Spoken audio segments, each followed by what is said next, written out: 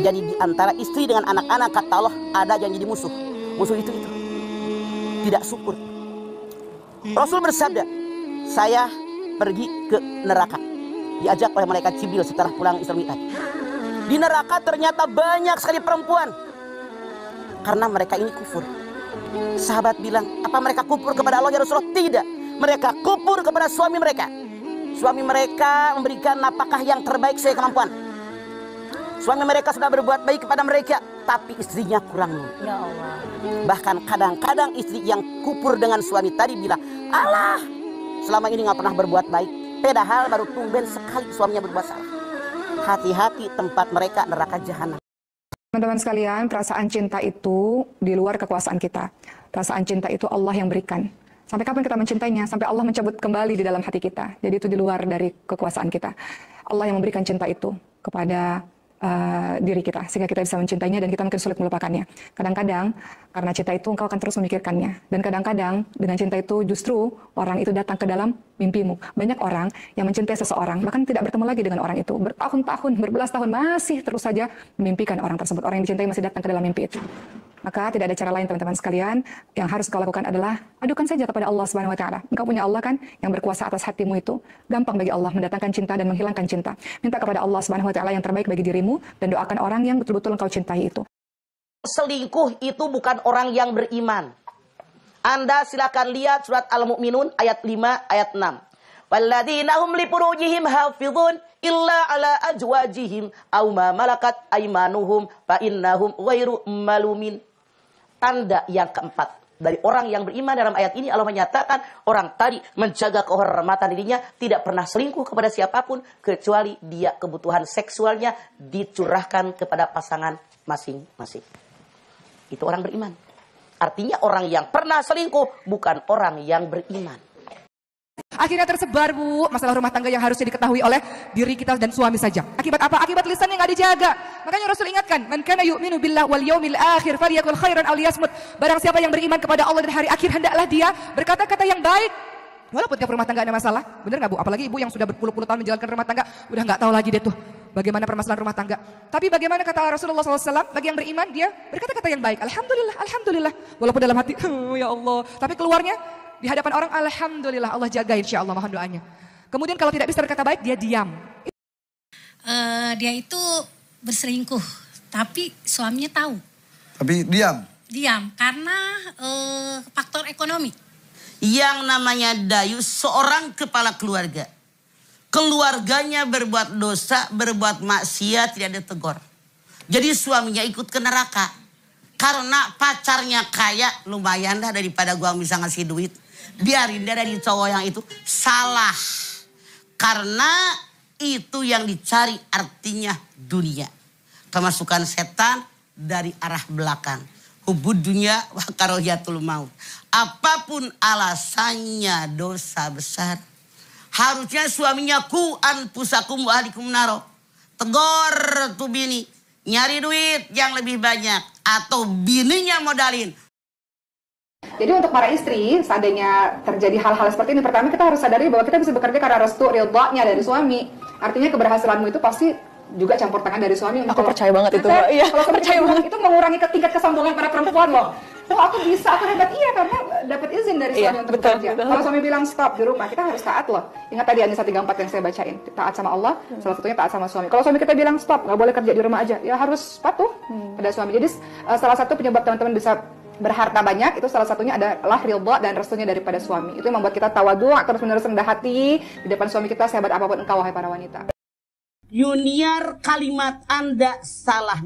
Suami punya kewajiban memberikan sebagian rezekinya. Salah. Kalau sebagai istri, uang gaji diambil. SPG diambil. Uang transport diambil. Uang lauk pauk diambil. Insentif diambil. Salah. Kalau yang kedua, benar. Kalau istri bekerja punya penghasilan, itu silahkan. Mau dipakai apa, nggak ada urusan. Nah, harus izin nggak ke suaminya? Yang mana? Ya kalau mau ngasih ke orang tuanya gitu harus izin ke suami nggak? Tidak. Kalau suami mau ngasih ke ibunya, izin ke istrinya? Kalau istrinya koret, nggak usah izin. Kalau suami mau ngasih, dilarang ngambilinnya. Ngasih aja. Istri ngasih ke mertua, suami ngasih ke mertua. Nah, itu yang terbaik. Suami kita kadang-kadang perlu manja-manjanya diri kita. Terkadang kalau wanita terlalu mandiri, lupa dia manja-manja sama suaminya. Maka hal itu perlu di maintenance juga. Bagaimana kapan saat kita menenteramkan suami, kapan saat kita bermanja-manja dengan suami. Apa yang dilakukan Siti Aisyah radhiyallahu anha bersama dengan Rasulullah sallallahu alaihi wasallam, senantiasa kebiasaannya adalah Rasulullah memberikan kecupan-kecupan mesra untuk sang istri. Kalau sekarang saya melihat ibu-ibu sekalian, mohon izin, kadang saya bertamu di rumah siapa gitu ya, saya melihat pernikahan sudah puluhan tahun, tapi masih ada kecupan-kecupan dari suami dan istri. Masya Allah. Survei membuktikan ada yang cocok, ada yang nyambung antara mertua perempuan dengan mantu perempuan. Kenapa saya katakan perempuan dengan perempuan? Kebanyakan yang bertikai, yang bermasalah mertua perempuan dengan mantu perempuan. Jarang kasus ribut dengan mertua laki-laki. Betul Bu? Sekarang ada juga yang gak cocok. Saya banyak mendengar orang yang ngadu ke saya, sebetulnya keributan antara mertua perempuan dengan menantu perempuan bukan perkara yang besar, perkara yang kecil, yang sepele. Sebetulnya kalau dengan akal sehat, dengan otak yang di atas, bukan nafsu yang di bawah, kita menghadapi, menjalani, mengatasinya, beres. Bagaimana agar kita sebagai anak tidak menyakiti hati ibu atau mertua kita? Itu semua kembali kepada komunikasi. Kalau memang kita tidak sependapat, coba komunikasikan dengan baik. Seandainya anak kita memberi pendapatnya dengan cara yang salah, kita sebagai orang tua patut meluruskan.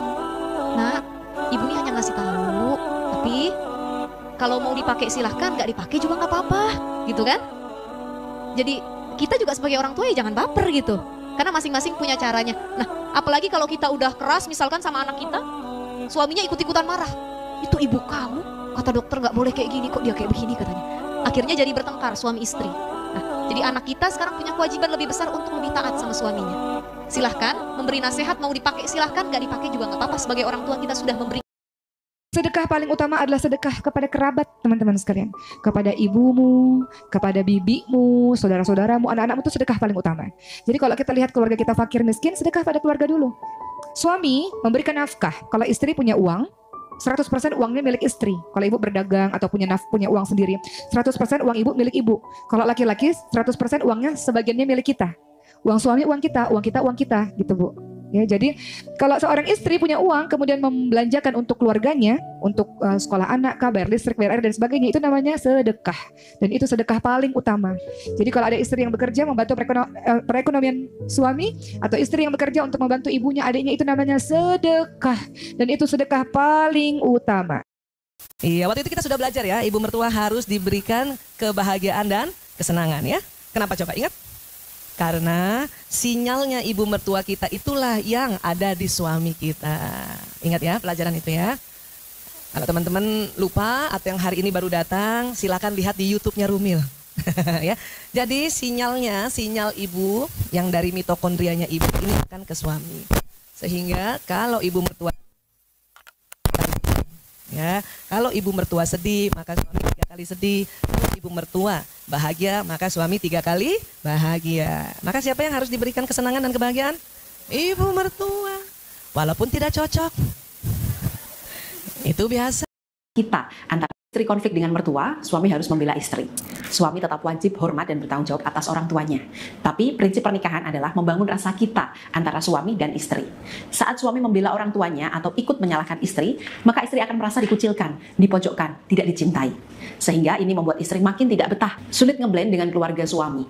Dan konflik antara istri dengan mertua ini akan terus-menerus berlanjut, serta membuat orang tua suami makin membenci menantunya. Jadi, saat istri konflik dengan mertua, suami harus pasang badan. Bela istrimu. Nanti saat berdua saja dengan istri, barulah suami mendidik dan meluruskan sikap istri. Sampai sini, paham ya? Dulu suami adalah seorang anak, tapi sekarang dia adalah seorang suami. Perasaan ibu pasti terluka, tapi suami harus tegas. Sehingga orang tuanya sadar bahwa tidak seharusnya terlalu ikut campur masalah rumah tangga anaknya. Tua bagaimana? Siapa yang paling berhak mendapatkan rezeki suami? Ya pastinya istri dan anak-anaknya terlebih dahulu. Orang tua bagaimana posisinya? Seorang istri, pertama ketika suami mendapatkan nafkah, pasti yang paling utama adalah istri dan anak-anak. Tapi istri yang baik adalah pasti juga memperdulikan mertuanya. Dia akan dorong suaminya untuk berbakti kepada mertuanya. Dan suami yang saleh adalah suami yang mampu berbuat adil. Dia tahu mana yang paling membutuhkan. atas nafkah ini, bahwa anak-anak dan istrinya harus selamat dulu, kemudian dia membantu ibunya untuk berbakti kepada ibunya. Karena laki-laki itu terus berbakti kepada ibunya, istri yang salehah bantu suami untuk berbakti kepada ibunya. Masya Allah, Masya Allah.